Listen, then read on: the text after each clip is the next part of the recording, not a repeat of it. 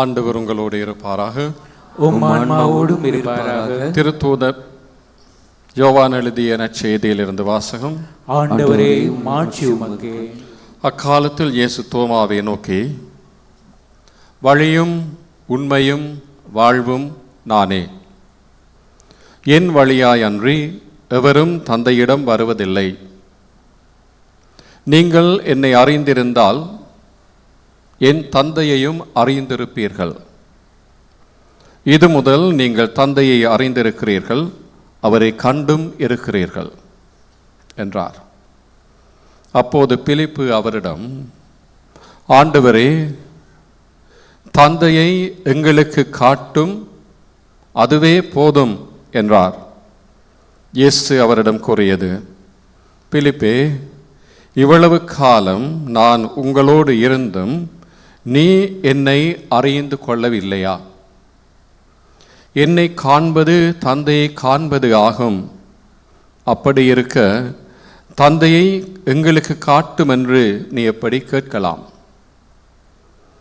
நான் தந்தையின் உள்ளும் தந்தை என்னுள்ளும் இருப்பதை நீ நம்புவதில்லையா? நான் உங்களுக்கு கூறியவற்றை நானாக கூறவில்லை, என்னுள் இருந்து கொண்டு செயலாற்றுபவர் தந்தையே. நான் தந்தையுள் இருக்கிறேன், தந்தை என்னுள் இருக்கிறார். நான் சொல்வதை நம்புங்கள். என் வார்த்தையின் பொருட்டு நம்பாவிட்டால் என் செயல்களின் பொருட்டாவது நம்புங்கள். நான் செய்யும் செயல்களை என்னிடம் நம்பிக்கை கொள்பவரும் செய்வார், ஏன் அவற்றை விட பெரியவற்றையும் செய்வார். ஏனெனில் நான் தந்தையிடம் போகிறேன் என உறுதியாக உங்களுக்கு சொல்லுகிறேன். நீங்கள் என் பெயரால் கேட்பதையெல்லாம் நான் செய்வேன். இவ்வாறு தந்தை மகன் வழியாய் மாட்சி பெறுவார். நீங்கள் என் பெயரால் இதை கேட்டாலும் செய்வேன். இது கிறிஸ்து வழங்கும் நற்செய்தி. கிறிஸ்துவே, உமக்கு புகழ்.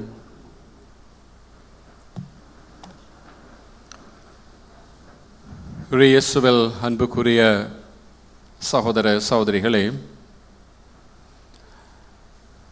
இன்று மாதத்தின் முதல் வெள்ளிக்கிழமை.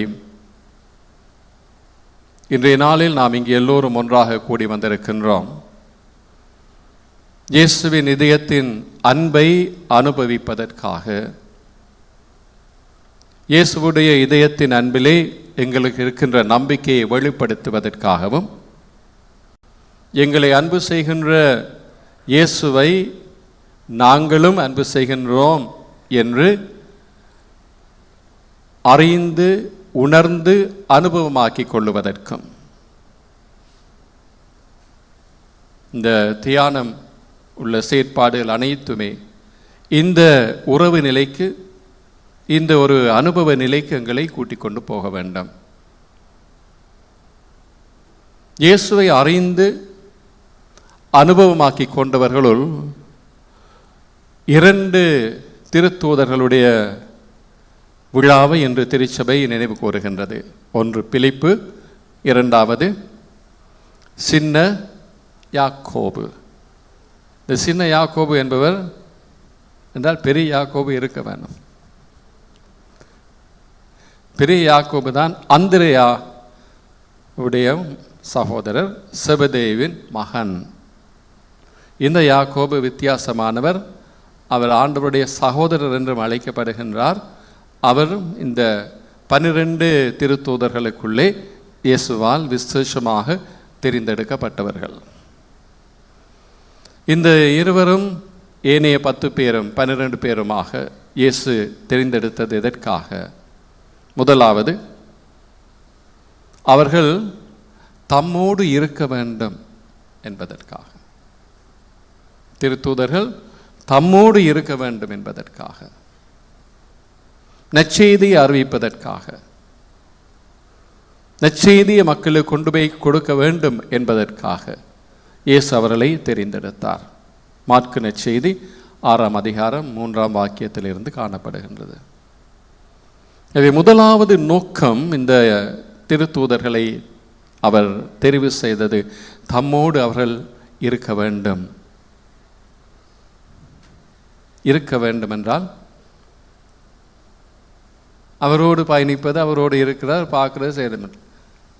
இயேசு சொன்னது ஆழமான ஒரு அனுபவ நிலையை.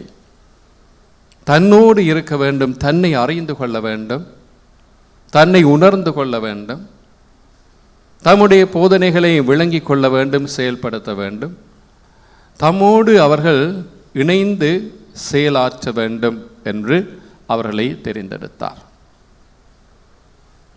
இந்த 2 பேரும் தான் இன்று நாங்கள் நினைவு கூறுகின்றோம். 2 பேரை பற்றியும் சில விளக்கங்களை சொல்லி அவர்களிடமிருந்து பெறுகின்ற அறிவுரைகளை நாங்கள் அறிந்து கொள்ளுவோம். இந்த பிலிப்பு என்பவர் பெத்சாயிதா என்ற ஒரு ஊரை சேர்ந்த ஒருவர். கலிலேயா பிரதேசத்திலே பெத்சாயிதா என்ற இடத்திலே இருந்தவர். யோவான் நற்செய்தி 1 அதிகாரம் 44 அதிகாரத்திலே நாங்கள் படிக்கின்றோம். இயேசு கலிலேயாவிலே பணி செய்ய தொடங்கிய பொழுது பிலிப்பை கண்டார். பிலிப்பை கண்டவர் சொன்னார், என்னை பின்தொடர்ந்து வா. அவ்வளோதான் சொன்னது. என்னை பின்தொடர்ந்து வா என்று சொன்னார், அழைத்தார். அவர் இயேசுவை பின்பற்றினார் என்று அடுத்த வசனத்தில் சொல்லப்பட இல்லை. அடுத்த வசனத்தில் சொல்லப்படுவது என்ன? அவர் போறார். என்னை பின்தொடர் என்று இயேசு சொல்ல அவர் இயேசுவிடமிருந்து விலகி போய் இன்னொரு செயலை செய்தார். மிக அர்த்தமுள்ள ஆழமான ஒரு செயலை செய்கின்றார். என்ன செயல்? நத்தனேயேல் என்ற ஒருவரை அவர் பார்க்கின்றார். நத்தனேயேல், வாரும், வந்து பாரும், நாங்கள் இறைவாக்கினர் எல்லாரும் சொன்ன அந்த மெஸ்ஸியாவை நான் கண்டேன். அவர் கொஞ்சம் சந்தேகப்பட நத்தனேலுக்கு பிலிப்பை சொன்னது, வந்து பாரும், வந்து பாரும் என்று கூப்பிட்டார். ஆகவே என்னை பின்தொடர்ந்து வா என்று அந்த அழைப்பு இயல்பாகவே இயேசுவை அறிமுகம் செய்கின்ற ஒரு நிலைக்கு அவரை மாற்றியது. தன்னுடைய அந்த அனுபவத்தை கொடுக்க வேண்டும் என்ற ஒரு நிலைக்கு அவரை கொண்டு போய் விட்டது. இது நாங்கள் நற்செய்தியிலே பார்க்கின்றோம். 2 சம்பவங்கள் அவரை பற்றி. 3வது யோவான் நற்செய்தியில் 6 அதிகாரம், உங்களுக்கு ஞாபகம் இருக்குமென்னு நினைக்கிறேன். இயேசு பெருந்திரளான மக்கள் கூட்டம் தம்மிடம் வருவதை பார்க்கின்றார். அந்த 6 அதிகாரத்தில் தான் நற்கருணையை பற்றி இயேசு பல அறிவுரைகளை சொன்னார் இல்லையா? நான் வாழ்வு தரும் உணவு, என்பே உண்பவர் ஒருபோதும் சாகார், இறப்பினம் வாழ்வார், என்னுடைய இரத்தத்தை குடிப்பவர் வாழ்வு பெறுவார் என்றெல்லாம். மோசே பாலைவனத்தில் மன்னா கொடுத்தார், நான் உங்களுக்கு நிரந்தரமான உணவை தருகின்றேன் என்றெல்லாம் அந்த போதனைகள் எல்லாம் அந்த யோவான் நற்செய்தி 6 அதிகாரத்திலே இருக்கிறது. அதற்கு ஒரு முன்னோடியாக இருந்த ஒரு நிகழ்விலே இதை நாங்கள் படிக்கின்றோம். இயேசு ஒரு குன்றின் மேல் ஏறி அமர்ந்த பொழுது பெருந்திரளான மக்கள் தம்மிடம் வருவதை கண்டார். கண்டவர் செயல்பட தொடங்கினார். எவ்வாறு செயல்பட தொடங்கினார்? வாரவர்களுக்கு சாப்பாடு கொடுக்க வேணும். களைத்து போய் வருகின்றார்கள், பசியாய் இருப்பார்கள், அவர்களுக்கு ஊட்டம் கொடுக்க வேண்டும் என்ற ஒரு உணர்விலே அவர் பிலிப்பிடம் கேட்கின்றார். இயேசு யாரிடம் கேட்டார்? பிலிப்புவிடம் கேட்டார். இவர்கள் உண்பதற்கு நாம் எங்கிருந்து அப்பம் வாங்கலாம்? இயேசு தீர்மானித்து விட்டார் கொடுக்க வேணும் என்று சொல்லி. அப்ப தீர்மானத்தை செயல்படுத்துறதுக்கு அப்பம் வேண்டும், எங்க வாங்கலாம்? பிலிப்பிடம் கேட்டார். பிலிப்பு அந்த கேள்விக்கு பதில் சொல்ல இல்லை. அவர் இன்னும் ஒரு வகையிலே ஒரு ஆச்சரிய நிலையிலே அவர் சொல்லுகின்றார், 200 தெனாரியத்திற்கு அப்பம் வாங்கினாலும் ஆளுக்கு ஒரு சிறு துண்டு கூட கிடைக்காது. இயேசு கேட்டது எங்க வாங்கலாம் என்று. இவர் சொல்றார் இது காணாது. இப்படியான ஒரு நிலையிலே பிலிப்பை அங்கு அறிமுகம் செய்கிறார்கள். ஏன்? இயேசு பிலிப்பிடம் கேள்வி கேட்டது முக்கியமான ஒருவர் அவரை கொண்டு வருகின்றார். அந்த நிகழ்விலே. அடுத்து நாங்கள் படிக்கின்றோம் யோவான் நற்செய்தி 12ஆம் அதிகாரம் 21ஆம் வாக்கியத்திலே. இயேசு எருசலேம் ஆலயத்திற்குள்ளே வருகின்ற பொழுது பாஸ்கா விழா அண்மித்த காலத்திலே இயேசு எருசலேம் ஆலயத்திலே போதிப்பதற்காக வந்தார், வழிபடுவதற்காக வந்தார், உறவு புதுப்பிப்பதற்காக வந்திருக்கின்றார். ஆகவே அந்த எருசலேம் ஆலயத்திற்கு வந்த கிரேக்கர்கள் சிலர் இயேசுவை காண வேண்டும் என்று ஆசைப்பட்டார்கள். எங்களுக்கு விருப்பம் இருக்குதானே, இயேசுவை கண்டால் அப்படி இருக்கும் என்று. எத்தனை பேருக்கு இயேசு காட்சி கொடுத்திருக்கிறார். எங்களுக்கு கிடைக்குதா? கிடைக்கும், நம்பிக்குவோம், காட்டுவார்.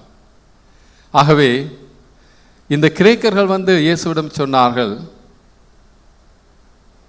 நாங்கள் இயேசுவை பார்க்க வேண்டும், அதை பார்க்க ஆசையாயிருக்கிறோம்.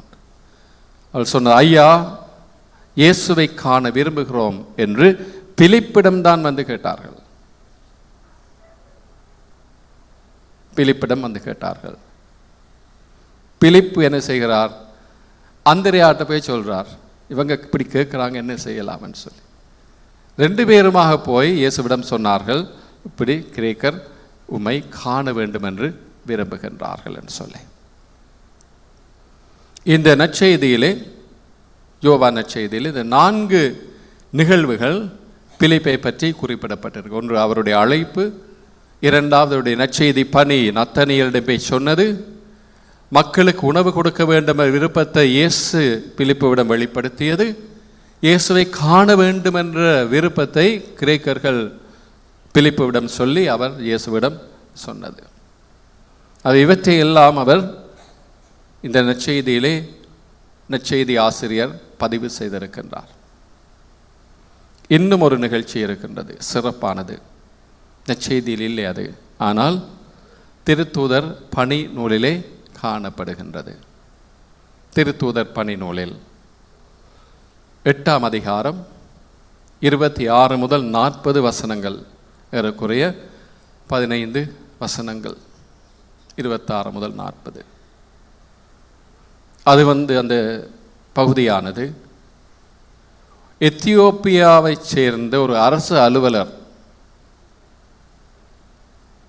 எருசலேமுக்கு வழிபட சென்றதன் பிறகு தன்னுடைய ஊருக்கு திரும்பி போய்கொண்டு இருக்கின்றார். அவர் திரும்பி போய்கொண்டிருக்கின்ற பொழுது ஆண்டவரின் ஆவியானவர் சொன்னார், பிலிப்பிடம் நீ போ, காசாவுக்கு போகின்ற பாதையை தெற்கு பக்கமாக நீ செல்லு என்று அவர் சொன்னார். காசா என்றால் உங்களுக்கு கேள்விப்பட்டிருப்பீங்க, இப்போ மிகவும் பிரசித்தமான ஒரு பகுதி பலஸ்தீனாவிலே, இல்லையா? கேள்விப்பட்டீங்களா? கட்டாயம் கேள்விப்பட்டிருப்பீங்க. சண்டை நடக்கிற இடம், யுத்தம் நடக்கிற இடம். இந்த பகுதிக்கு போகிற பாதையிலே நீ போ என்று சொன்னார். அவர் போகின்ற பொழுது இந்த எத்தியோப்பியாவை சேர்ந்த அரசு அலுவலர் அவருடைய அந்த வாகனத்திலேன்னு சொல்லுவோம் போய்கொண்டு இருக்கிறார். அருகில் போகும் பொழுது அவர் பார்க்கின்றார், அவர் புத்தகத்தை வாசித்து கொண்டு போனார். அந்த புத்தகத்தை வாசித்து கொண்டு போகும் பொழுது இவர் அங்கு அவரை சந்திக்கின்றார். அந்த நிகழ்ச்சியிலே தான் பிலிப்பு எவ்வாறு செயல்பட்டார் என்பதை நாங்கள் பார்க்கின்றோம்.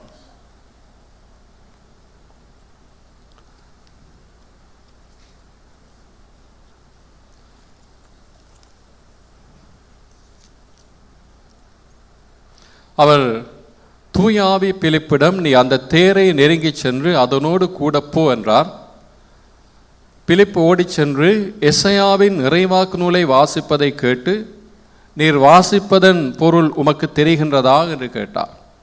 பிலிப்பு கேட்கின்ற அவருக்கு எத்தியோப்பியா அந்த அரசல்வர் சொன்னது,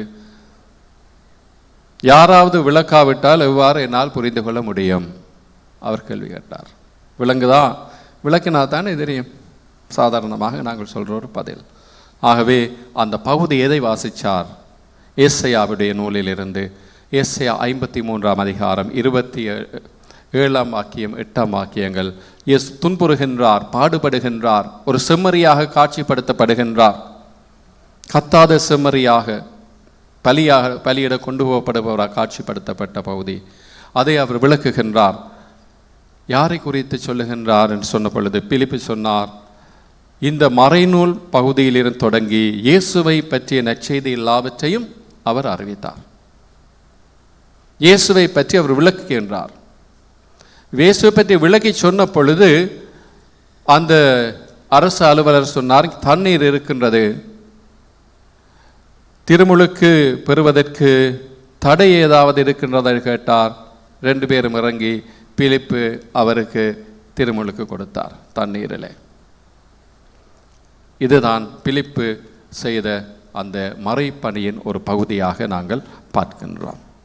ஆகவே அன்பார்ந்த சகோதர சகோதரிகளை, நற்செய்தியை இறைவார்த்தையை வாசிக்கின்ற பொழுது எங்களுக்கு விளங்காது சில வேளை அதற்கு விளக்கம் கொடுக்க வேண்டும். அதை விளக்குவதற்கு நாங்கள் முயற்சி எடுக்க வேண்டும். விளங்கிக் கொள்வதால் என்ன வருகின்றது? இந்த நற்செய்தி வாசிப்பானது, இயேசுவை பற்றிய அறிவானது இயேசுவோடு எங்களை இணைப்பதற்கு கருவியாக மாறுகின்றது. இயேசு சொன்னார் இல்லையா, அவர்களை தெரிந்தெடுத்த பொழுது, நீங்கள் என்னோடு இருக்க வேண்டும் என்பதற்காக உங்களை நான் தெரிவு செய்கின்றேன். அதே போலத்தான் திருமுழுக்கு பெறுகின்ற பொழுது நாங்கள் இயேசுவால் தெரிந்தெடுக்கப்பட்டிருக்கின்றோம். இவரோடு இணைந்து வாழ்வதற்காக நற்செய்தியை நாங்கள் பெற்று அதை அனுபவமாக்கி கொள்வது, இயேசுவோடு தொடர்ந்து இறை அனுபவத்தில் நிற்பதற்கு, அதற்குத்தான் அருட்சாதனங்களுக்கு உதவிகளாக இருக்கின்றன. ஏதோ ஒரு வயசில் வரைக்கும் ஒன்று பெற்று கொண்டு போகிறோம். பாவ சங்கீதனம் நாங்கள் செய்கின்றோம். இவையெல்லாம் சும்மா ஒரு காலகட்டத்தில் செய்வது அல்ல. அவற்றில் இருக்கின்ற ஆழமான இறை அருள் அதன் வழியாக எங்களுக்கு தருவது என்ன? எங்களை இயேசுவோடு ஒன்றிக்க வைப்பதற்காக. இந்த அனுபவங்கள் அன்பார்ந்த சகோதர சகோதரிகளே எப்பொழுதுமே எங்களுக்குள்ளே இருக்கிறது. அதைவிட இந்த முக்கியமான ஒரு பகுதி பிலிப்புட வாழ்க்கையிலிருந்து நாங்கள் பெறப்போவது, இந்த நற்செய்தியிலே வாசித்தோம். இயேசு சீடர்களுக்கு சொன்ன இந்த அறிவுரை, இயேசு பாதங்களை கழுவியதன் பிறகு, சீடனுடைய பாதங்களை கழுவியதன் பிறகு அவர் தந்தையிடம் போக வேண்டிய நேரம் ஏற்பட்டிருக்கின்றது. ஆகவே அதுக்கு பிரியாவிடையாக சொல்லுகின்றார், நான் போகின்ற தந்தையிடம் நீங்கள் கலங்குகின்றீர்கள், கலங்க வேண்டாம், கடவுளிடம் நம்பிக்கை கொள்ளுங்கள், என்னிடமும் நம்பிக்கை கொள்ளுங்கள். நான் தந்தையிடம் போகின்றேன் என்ற பொழுது தோமா எங்களுக்கு வழியை காட்டும் என்றார். நீர் எங்கே போறேன்னு தெரியாது, வழியை காட்டும் சொன்னார். நானே உண்மையும் வழியுமாக இருக்கின்றேன். அதன் பிறகு பிலிப்பு இயேசுவிடம் சொன்னது என்ன? ஆண்டவரே, தந்தையை எங்களுக்கு காட்டும், தந்தையை எங்களுக்கு காட்டும், அதுவே போதும் என்றார். தந்தையை காண வேண்டும் என்ற ஆர்வம் அவரிடம் இருந்தது. இதுதான் பாந்த சகோதர சகோதரிகளே எங்களுக்கு கொடுக்கப்படுகின்ற முக்கியமான ஒரு செய்தியாக நாங்கள் பார்க்கின்றோம். தேடல். இயேசு தன்னை பற்றி, தந்தையை பற்றி, தனக்கும் தந்தைக்கும் உள்ள உறவை பற்றி தான் போதிப்பது எல்லாவற்றையும் தந்தையிடம் இருந்தே பெற்று நான் உங்களுக்கு கொடுக்கின்றேன். தந்தை தந்தை தந்தை தந்தை என்று சொல்லிக்கொண்டு போறார். ஆகவே இந்த தந்தை யார்? இவரை நான் காண வேண்டும் என்ற ஒரு ஆர்வல், ஒரு தேடல் பிலிப்பிடம் உருவானது. அதைத்தான் வெளிப்படுத்தினார். பாந்தவர்களே, இது அவரிடம் வெளிப்படுத்தியது கடவுளை அவர் உணர வேண்டும், கடவுளை அவர் அனுபவிக்க வேண்டும் என்ற தம்மிடம் இருந்த ஒரு அவாவை, ஒரு விருப்பத்தை அங்கு வெளிப்படுத்தி சொல்லுகின்றார். இறை தேடலை நாங்கள் அங்கு பார்க்கின்றோம். அதே போல அவரிடம் ஒரு வாழ்க்கையிலிருந்து நாங்கள் பெறுகின்ற இன்னொரு பாடம் என்ன? குறிக்கோள், இலட்சிய தேடலாக இருக்கின்றது. இலட்சிய தேடல்கள். நாங்கள் எத்தனையோ விஷயங்களை தேடிக்கொண்டு தான் இருக்கிறோம். முக்கியமாக தேடுவது என்ன? அமைதி, நிம்மதி, இல்லையா? அதான் தேடுறோம். அந்த தேடலை எவ்வாறு நாங்கள் அடைய முடியும்? அந்த தேடலை எவ்வாறு நாங்கள் நிறைவு செய்ய முடியும்? அந்த தேடலை எங்கிருந்து பதிலை நாங்கள் எங்கிருந்து பெற முடியும் என்று பிலிப்புடைய இந்த நிலையானது எங்களுக்கு சொல்லுகின்றது. இயேசுவோடு வாழ்ந்திருந்தாலும் அந்த இலக்கு, தந்தையை காண வேண்டும் என்ற இலக்கு அவரை தொட்டது. ஆகவே வாழ்க்கையிலே எங்கள் ஒவ்வொருவருக்கும் இருக்க வேண்டிய இலக்குகள் பலவாக இருக்கும். எங்களுடைய வயது மட்டத்திலே, எங்களுடைய குடும்ப சூழ்நிலையிலே, எங்களுடைய வாழ்க்கை அனுபவங்களிலே நாங்கள் பலவிதமான இலக்குகளை வைத்து நாங்கள் வாழ்ந்து கொண்டே போகின்றோம். அதை தேடிக்கொண்டு போகின்றோம். அதை அடைவதற்கு முயற்சிகள் எடுத்துக்கொண்டு இருக்கின்றோம். அவை நிறைவேற வேண்டும் என்று காத்து கொண்டு இருக்கின்றோம். நம்பிக்கையோடு செயல்படுகின்றோம். அறிவுரை கேட்கின்றோம், ஜெபிக்கின்றோம். இவை எல்லாவற்றிலும் சிறப்பான ஒரு தேடல் அன்பார்ந்த சகோதர சகோதரிகளே, பிலிப்பு செய்தது போல நாங்கள் கடவுளை தேட வேண்டும். இந்த அளவு அனுபவங்களுக்குள்ளேயும், இந்த உலக காரிய தேவைகள் மத்தியிலேயும், உலக அனுபவங்கள் மத்தியிலேயும், நிகழ்வுகள் மத்தியிலேயும் அதற்குள்ளே இருந்து செயல்படுகின்ற, அதற்குள்ளே இருந்து வெளிப்படுகின்ற, அதற்குள்ளே இருந்து எங்களை ஆசீர்வதிக்கின்ற, அதற்குள்ளே ஆசீர்வாதமாக இருக்கின்ற இறைவனை நாங்கள் தேடுபவர்களாக, அவரை காண வேண்டும், அவரை அறிய வேண்டும், அவரை உணர வேண்டும் என்ற ஒரு விருப்பம் உள்ளவர்களாக நாங்கள் வாழ நினைவுபடுத்தப்படுகின்றோம் அன்பார்ந்த சகோதர சகோதரிகளே. இவ்விதமான ஒரு தேடல் இலக்கு எங்களுக்கு நிச்சயமாக இருக்கும் என்றால் வேறு எந்த தேடல்களோ வேறு எந்த உலக காரியங்களோ எங்களை ஈர்த்து கொள்ள முடியாது. அவை எங்களுக்கு வழியாக இருக்கும். இந்த உலக காரியங்களுக்கான தேடல்கள் எல்லாம் எங்களை எங்கே கொண்டு போய் விட வேண்டும், எங்களுக்குள்ளே இருந்து செயலாற்றி கொண்டு அதை எல்லாவற்றையும் எங்களுக்கு தந்து கொண்டிருக்கின்ற இறையிடம் எங்களை கூட்டிக் கொண்டு போய் சேர்க்க வேண்டும் என்பார்ந்த சகோதர சகோதரிகளை. ஆகவே இறைவனை நாங்கள் முழு மூச்சாக தேடுகின்ற பொழுது இந்த உலக இன்பங்கள், இந்த உலக அனுபவங்கள், இந்த உலக தேவைகள் எங்களை எதுவும் செய்யாது, எங்களை முழுமையாக ஈர்த்துவிட முடியாது. அதிலிருந்து நாங்கள் விலகுகின்றோம். அதனால் தான் இயேசுடைய அறிவுரை என்ன, 6ஆம் அதிகாரம், மத்தேயு நற்செய்தியின் 6ஆம் அதிகாரம் 33ஆம் வாக்கியத்தில் அவர் அழகாக சொல்லுகின்றார். இறை ஆட்சியை பற்றி சொல்லிவிட்டு, செல்வத்தையும் கடவுளையும் பற்றி சொல்லிவிட்டு, கவலைப்பட வேண்டாம்,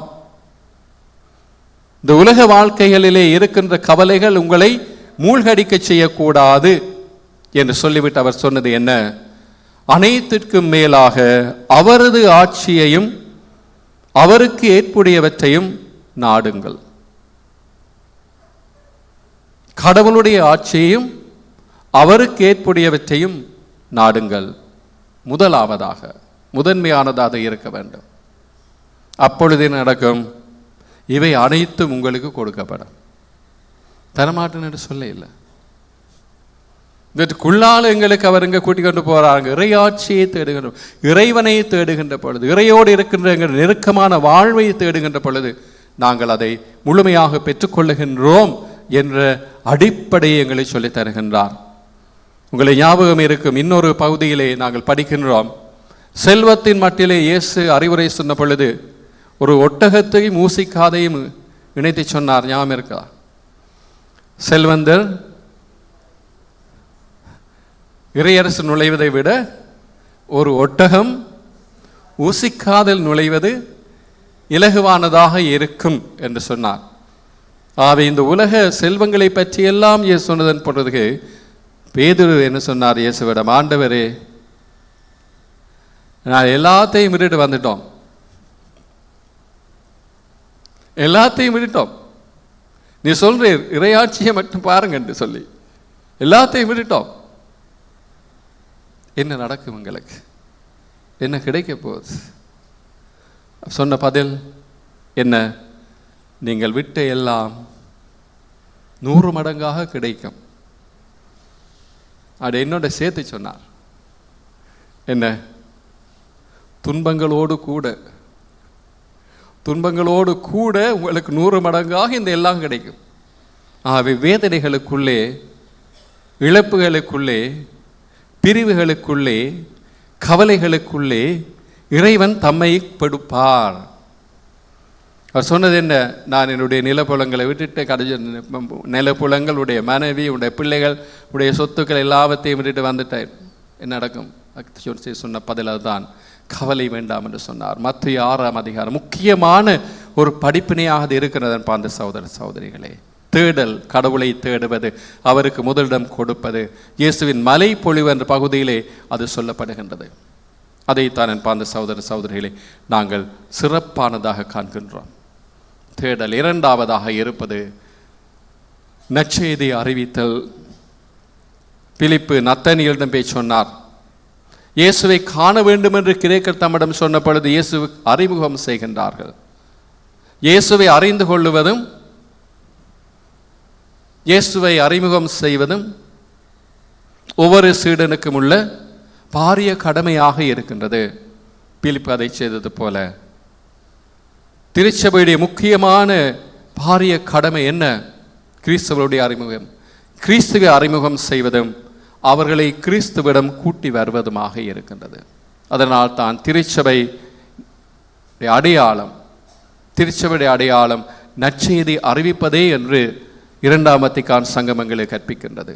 திருச்சபை அடையாளம், திருச்சபையை அவ்வாறு அடையாளம் காணுகின்றோம். இந்த நற்செய்தியை அறிவிப்பதால், நற்செய்தியை மக்களுக்கு கொடுப்பதால், நற்செய்தியை மக்களுக்கு அறிமுகம் செய்து மக்களை இந்த நற்செய்தி வழியாக கிறிஸ்துவிடம் கூட்டிக் கொண்டு வருவதனால் திருச்சபை அடையாளம் காணப்படுகின்றது என்று சொல்லுகின்றோம். ஆகவே இந்த விதமான ஒரு நிலையிலே தான் அந்த சகோதர சகோதரியில் பிலிப்பு எங்களுக்கு உடைய வாழ்க்கைக்கு, உடைய கிறிஸ்தவ வாழ்க்கைக்கு ஒரு உதாரணமாக இருந்து வழிகாட்டியாக இருக்கின்றார். இறைவனை தேடுவதற்கு, இறைவனை அனுபவிப்பதற்கு, அந்த அனுபவத்தை நாங்கள் சொல்லிக் கொடுப்பதற்கு, மக்களை இயேசுவிடம் கூட்டிக் கொண்டு வருவதற்கு. ஆகவே இந்த பிலிப்பங்களை சொல்லுகின்ற முக்கியமான செய்திகளை நாங்கள் அறிந்து கொள்ளுவோம். அடுத்தவர் யாக்கோபு. யாக்கோபு, சின்ன யாக்கோபு என்று அழைக்கப்படுபவர் எங்களுக்கு மிக பரிச்சயமான ஒருவராக, அதிகம் இல்லாவிட்டாலும் அவருடைய செய்திகள், அவருடைய இடம் திருச்சபையிலே, தொடக்க கால திருச்சபையிலே அவருடைய இறந்த பணியாற்றிய முறைகள் சிறப்பானதாக இருக்கிறது அந்த சகோதர சகோதரிகளே. மத்தேயு 10ஆம் அதிகாரம் 3ஆம் வாக்கியத்திலேயும் அந்த சீடர்கள் 12 பேர் உள்ளடங்கிய அந்த பட்டியலிலே இந்த யாக்கோபு குறிப்பிடப்படுகின்றார். மாற்கு 15ஆம் அதிகாரம் 40ஆம் வசனத்திலே இயேசு அறியப்பட்ட சிலுவையின் அருகிலே மரியா, அவருடைய தாய் மரியா, அவருடன் செய்த சீடர் யோவான், இன்னும் சில பெண்கள் நின்றார்கள் என்று நாங்கள் படிக்கிறோம் இல்லையா? அந்த பெண்களுள் ஒருவர் இந்த யாக்கோபின் தாய், குலோப்பாவின் மனைவி. யாக்கோபின் தாயும் அங்கு நின்றார் என்று நற்செய்தியிலே குறிப்பிடப்படுகின்றது. 15ஆம் அதிகாரம் 40ஆம் வாக்கியத்திலே யாக்கோபுவின் தாயார் அங்கே இருந்தார் என்று. 1 கொரிந்தியர் 15:7 என்ற முதல் வாசகம் வாசித்தோம். உயிர்த்த ஆண்டவர் யாக்கோபுக்கு காட்சி அளித்தார் என்று பவுல் விசேஷமாக குறிப்பிட்டு சொல்லுகின்றார். எல்லாருக்கும் காட்சி அளித்தார். 12 காட்சி அளித்தார், பேதுரு காட்சி அளித்தார், 12 காட்சி அளித்தார், 500க்கும் அதிகமான மக்களுக்கு காட்சி கொடுத்தார். பிறகு யாக்கோபுக்கு சாட்சி அளித்தார் என்று சொல்லுகின்றார். அதன் பிறகு தனக்கு காட்சி கொடுத்தார் என்று. ஆகவே இந்த யாக்கோபு என்பவர் இயேசுடைய உயிர்ப்பின் பிறகும் விசேஷமான நிலையிலே இயேசு அவரை தம்மோடு நெருக்கமான ஒரு பணியாளனாக கருதி செயல்பட்டார் என்பதை பார்க்கின்றோம். கலாத்தியர் 1:19 குறிப்பிடப்படுகின்ற பிலிப்பு பவுலடியார் சொல்லுகின்றார், இயேசுவின் சகோதரரான யாக்கோபு என்று அவர் குறிப்பிடுகின்றார். இந்த யாக்கோபு தான் என்ன செய்தார்? பைபிளில் விவிலியத்தில் இருக்கு இல்லையா? என்ன செய்தார்?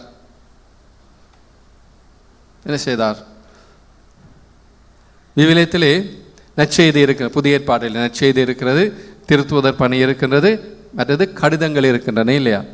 அந்த கடிதங்களில் ஒரு கடிதம் இந்த யாக்கோபு என்பவர் எழுதியதாக எங்களுக்கு பாரம்பரியம் சொல்லுகின்றது. யாக்கோபு என்ற ஒரு கடிதம் இந்த பைபிளில் இருக்கிற விவிலியத்திலே அது எழுதியவர் இந்த யாக்கோபு தான், சின்ன யாக்கோபு. அதில் அவர் குறிப்பிடுகிறார், விசுவாசம் இருக்கின்றது, விசுவாசம் இருக்கின்றது, அந்த விசுவாசத்தினால் நாங்கள் மீட்பு அடைகின்றோம். இதை மிக ஆணித்தரமாக பவுலடியார் குறிப்பிடுகின்றார். விசுவாசத்தினால் நாங்கள் ரட்சிக்கப்படுகின்றோம். இயேசு மீது கொண்டிருக்கின்ற விசுவாசம் தான் எங்களுக்கு நித்திய வாழ்வை கொடுக்கின்றது. இவ்விதமான ஒரு படிப்பினைக்குள்ளே யாக்கோபு இன்னொரு பகுதியை கொண்டு போடுகின்றார். என்ன? இந்த விசுவாசத்தோடு இன்னும் ஒன்று இணைக்கப்பட வேண்டும், இல்லாவிட்டால் அது முழுமை அடையாது. அதுதான் உங்களுடைய வாழ்க்கை. விசுவாசத்தை உங்களுடைய வாழ்வாக்குவதற்கு நீங்கள் செய்ய வேண்டியது என்ன? உங்களுடைய நற்செயல்கள் வழியாக அந்த விசுவாசத்துக்கு உயிர் கொடுங்கள், உயிரூட்டம் உள்ளதாக்குங்கள், அதே மக்கள் மத்தியிலே பிரசன்னப்படுத்துங்கள். நற்செய்தி அறிவிப்பதற்காக அவங்களுடைய நல்ல செயல்கள் அதிலே வெளிப்பட வேண்டும் என்று அவர் சொன்னார். இன்னும் சிறப்பான ஒன்று திருத்தூதர் பணியிலே 15ஆம் அதிகாரத்திலே இருக்கின்றது. ஒரு பெரும் நிகழ்ச்சி. இயேசுவுடைய உயிர்ப்பின் பிறகு தொடக்க கால திருச்சபையிலே அப்போஸ்தலர்கள் மத்தியிலே ஒரு முகம் கொடுத்த பெரிய பெரிய பெரிய ஒரு சவால், பெரிய சவாலாக இருந்தது. அவர்களுக்கு ஒரு தீர்மானம் எடுக்க வேண்டும். என்ன? அப்போஸ்தலருடைய பணியினால் அவர்கள் பலரை இயேசுவிடம் கொண்டு வந்தார்கள். பவுலடியார் என்ன செய்கின்றார்? எருசலேமுக்கு கலிலேயாவுக்கு வெளியே சென்று மக்கள் மத்தியிலே நற்செய்தி அறிவித்து அவர்களை கிறிஸ்துவிடம் கொண்டு வருகின்றார்கள். யூதர் அல்லாதவர்கள், இவ்வாறு யூதர் அல்லாதவர்கள் கிறிஸ்துவிடம் நம்பிக்கை கொள்ளுகின்றார்கள் என்று அறிந்த பொழுது பரிசேயரை சார்ந்த சிலர் என்ன சொன்னார்கள்? போய் அவங்கள்ட்ட சொன்னாங்க, நீங்க கிறிஸ்துவை அறிந்து நம்பிக்கொண்டிருந்தால் பிரயோசனம் இல்லை, நீங்கள் விருத்த சேதனம் செய்ய வேண்டும், யூதரா வர வேண்டும். யூதருக்குத்தான் இந்த மீட்பு கொடுத்திருக்கிறார் கடவுள், யூதருக்குத்தான் சொந்தமானது. அவன் நீங்கள் அதை பெற முடியாது என்று சொன்ன ஒரு வாக்குவாதம் ஏற்பட்டது, குழப்பம். இந்த மக்கள் மத்தியிலே குழப்பத்தை ஏற்படுத்தினார்கள். அதே நேரம் திருத்தூதருடைய பணியிலே ஒரு சவால் ஒன்று வந்தது. எவ்வாறு இதை தீர்ப்பது, எவ்வாறு தீர்ப்பது என்று பவுலும் பர்னபாவும் வருகின்றார்கள். எருசலேமுக்கு வந்து இதை அப்போஸ்தலர்கள் சொல்லுகின்றார்கள். அவர்கள் எல்லாரும் திருத்தூதர்களும் திருச்சபை தலைவர்கள், மூப்பர்கள் அழைக்கப்படுகின்றவர்கள் ஒன்றாக கூடி இதை பற்றி விவாதம் செய்கின்றார்கள், இதை பற்றி ஆலோசனை செய்கின்றார்கள். நீண்ட விவாதத்துக்கு பிறகு, நீண்ட ஒரு விவாதத்தின் பிறகு பேதுரு எழும்பி ஒரு உரை ஆற்றினார். அந்த அவர்களுக்கு திருத்தூதர் 15 நாங்கள் பார்க்கின்றோம். நெடுநேர விவாதத்திற்கு பின்பு பேதுரு எழுந்து அவர்களை நோக்கி கூறியது, சகோதரரே, பிற இனத்தவர் என் வாய்மொழி வழியாக நற்செய்தியை கேட்டு அவர்கள் நம்பிக்கை கொள்ளும்படி கடவுள் தொடக்கத்திலேயே உங்களிடமிருந்து என்னை தெரிந்தெடுத்தார் என்பதை நீங்கள் அறிவீர்கள். யாருக்கு நற்செய்தி சொல்ல பேதுருவை இறைவன் தெரிந்தெடுத்தார்? புறவினத்தாருக்கு. புறவினத்தார் இந்த நற்செய்தி அறிந்து கொள்ள வேண்டும், இயேசுவை அறிந்து கொள்ள வேண்டும் என்பதற்காக தம்மை தெரிந்தெடுத்து புறவினத்தாருக்கு பணியாற்றுவதற்காக, அவர்களுக்கும் இந்த நற்செய்தி உரித்தானது என்று சொல்ல வேண்டும் என்பதற்காக சொன்னார்.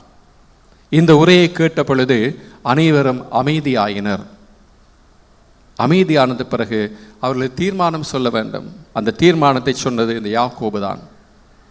அவர்கள் பேசி முடித்ததும் யாக்கோ அவர்களை பார்த்து, நான் கூறுவதை கேளுங்கள் சகோதரரே, கடவுள் பிற இனத்தாரிடமிருந்து தமக்கென மக்களை தேர்ந்து கொள்ள முதலில் அவர்களை தேடி வந்த செய்தியை சீமோன் எடுத்துரைக்க கேட்டீர்கள். ஆகவே அவர்களுக்கும் இந்த நற்செய்தி உரித்தானது, அவர்களுக்கும் இந்த நற்செய்தி கொடுக்கப்படுகின்றது. யாரையும் இறைவன் பிரிப்பதில்லை, தம்முடைய மீட்பை ஒரு சிலருக்கு மட்டும்தான் என்று வரையறுப்பது இல்லை, அதை திறந்து விடுகின்றார் திருத்தூதர் வழியாகவே. இதைத்தான் நாங்கள் திருச்சபையில் நடைபெற்ற முதலாவது சங்கம், முதலாவது கூட்டம் என்று எருசலேம் பொது சங்கம் என்று சொல்லுகின்றோம். ஆகவே இவை இந்த செயல்பட்ட யாக்கோபு திருச்சபையில் முக்கியமான ஒருவராக, எருசலேமின் முதலாவது ஆயராக கணிக்கப்படுகின்றார். ஆகவே இந்த யாக்கோபுடைய வாழ்க்கையிலிருந்து நாங்கள் பெறுவதன் பாந்த சகோதர சகோதரிகளே, கஷ்டங்கள், சவால்கள், பிரச்சனைகள், தீர்மானம் எடுக்க வேண்டிய ஒரு சூழ்நிலை வருகின்ற பொழுது இறைவனுடைய பார்வையிலே அதை நாங்கள் பார்க்க பழக வேண்டும். மனித சிந்தையில் அல்ல. இறைவன் எவ்வாறு வழிநடத்தி கொண்டு வந்தார், இறைவன் எவ்வாறு செயல்பட்டார், இறைவன் எவ்வாறு வெளிப்படுத்தினார், இப்பொழுதுள்ள சூழ்நிலைக்கு அவர் எவ்வாறு பதில் சொல்லுவார், அவ்வாறு நாங்கள் இணைத்து இறைவன் என்ன பதில் சொல்லுகின்றார், இறைவன் எவ்வாறு இந்த சிக்கலை தீர்க்கின்றார் என்ற ஒரு சிந்தையோடு நாங்கள் பார்க்கின்ற பொழுது இறைவனுடைய தீர்மானமாக, இறைவனுடைய செயலாக எங்களுக்குள்ளே இருக்கின்றது. ஆகவே அன்பு நிறைந்த சகோதர சகோதரி, இந்த 2 அப்போஸ்தலர்களும் திருச்சபையின் தொடக்க காலத்திலேயே சிறப்பான ஒரு பணியை செய்த முக்கியமானவர்களாக இருக்கின்றார்கள். இவர்களை திருச்சபையின் தூண் என்று சொல்லுகின்றார் பவுல். கலாத்தியர் 2:9 இந்த யாக்கோபுவை திருச்சபையின் தூண் முக்கியமானவராக விதமானவர்கள் அன்பார்ந்த சகோதரர்கள் எவ்வாறு கிறிஸ்துவை அறிந்து கொண்டார்கள், கிறிஸ்துவை உணர்ந்து கொண்டார்கள், அனுபவமாக்கி கொண்டார்கள், கொடுத்தார்கள்.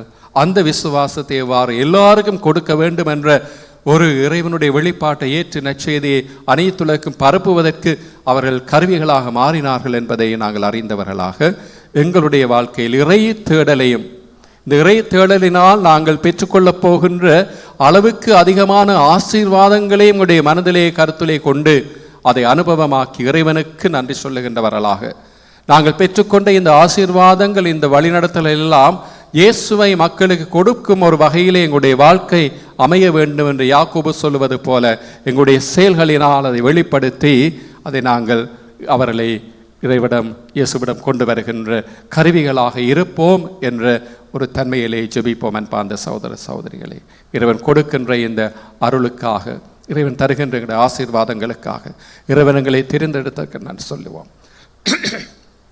இறைவனங்களை ஆசீர்வதிக்கின்றார் என்ற அருளிலே அவரிடம் அருள் கேட்டு திருப்பலியிலே தொடர்ந்து பங்கு பெறுவோம். ஆமென்.